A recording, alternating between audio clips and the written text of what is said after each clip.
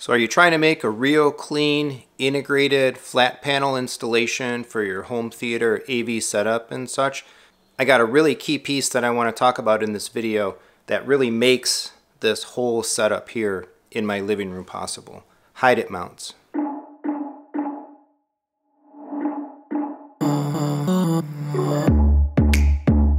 So one of my design goals for the whole audio video home theater setup in my living room is that I wanted it to be very clean and very integrated. We had this whole bump out, basically custom designed, I designed it actually, but built by our carpenters and framed in to the wall when we had the house built. It's part of the structure actually of that wall itself, giving the ability to inset the TV into this prepared kind of frame area with the columns on the sides there being reserved for setting up the in-wall speakers. I didn't want to have speakers in the room. I didn't want to have equipment in the room. I didn't want to have a shelf or racks of gear and such in here. I wanted to keep everything neat and clean and hidden. My original goal was to have all of that source and processing equipment down in the basement, which is kind of over that way and through the floor, in the storage room where I usually do like the channel recording and the channel videos in.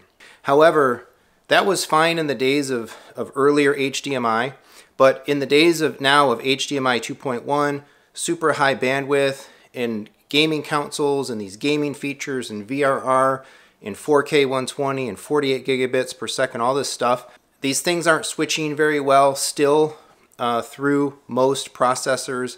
So there's a lot of value in probably the preferable way to wire source components to display components and audio systems now is to have your stuff going just directly to the TV.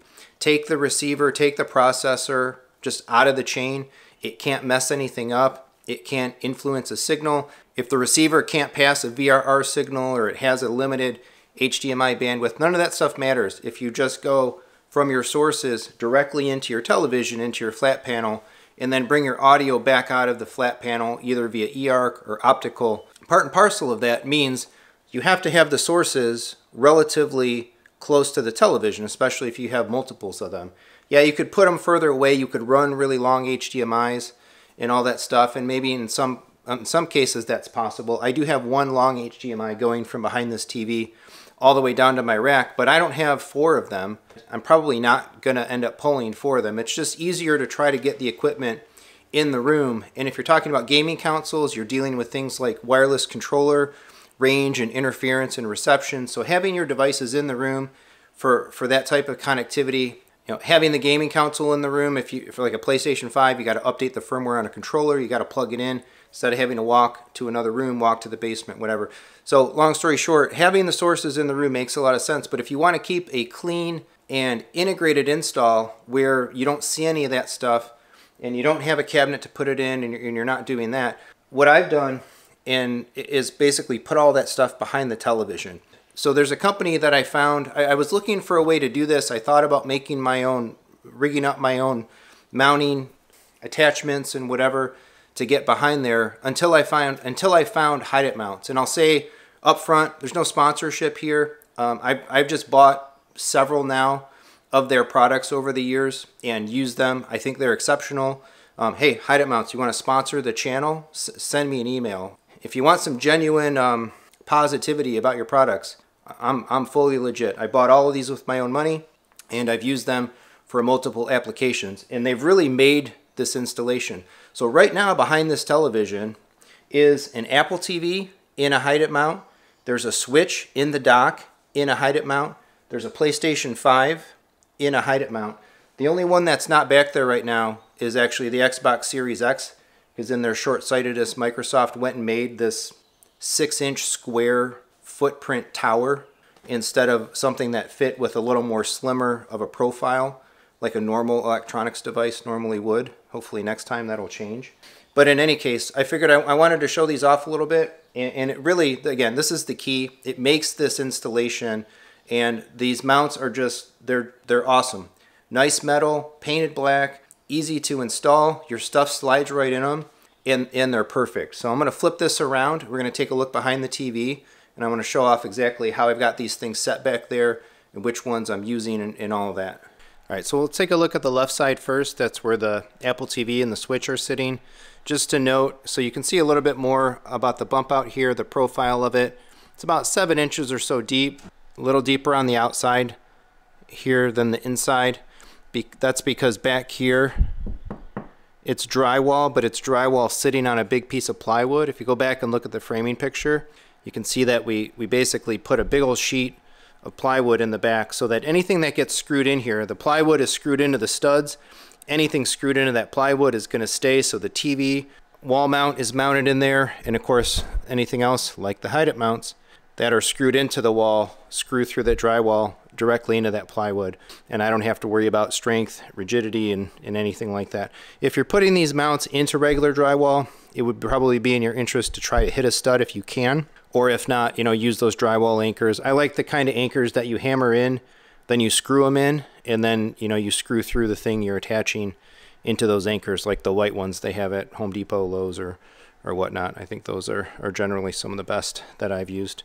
So excuse the wiring. Things are in a little bit of a state of flux right now as I'm awaiting the new television, the LG G2, and actually moving things up here again after having them downstairs in the multi-zone setup for a little while.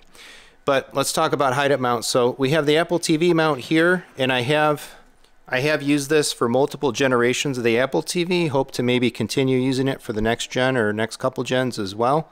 But this metal bracket, right, is just screwed right into the wall, and the Apple TV slides right in there the way I have it oriented from the left to the right, and there's a little metal lip that it kind of hits against to hold it in.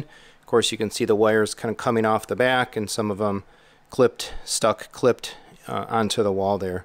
So really great, no problem with interference. The fact that the mount is metal, I've never had a problem using either like game controllers connecting to that Apple TV or the remote control. It all just works perfectly. Below that I have the switch here, so same kind of deal. The switch is in its dock, and the dock slides in left to right. There's a little lip on the right hand side to kind of hold it. Really nice tolerances to all this stuff. Everything fits like it's supposed to.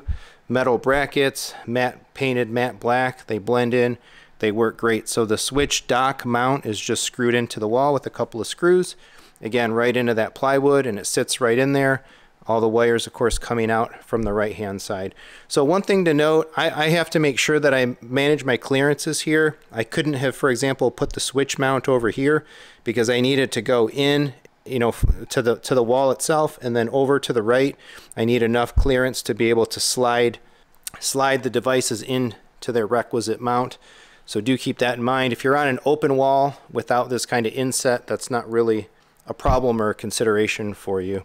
I formerly, in the last console generation, I did have an Xbox One X here in the space where the switch dock was. Of course, that's been removed, and I sold that console and sold the bracket.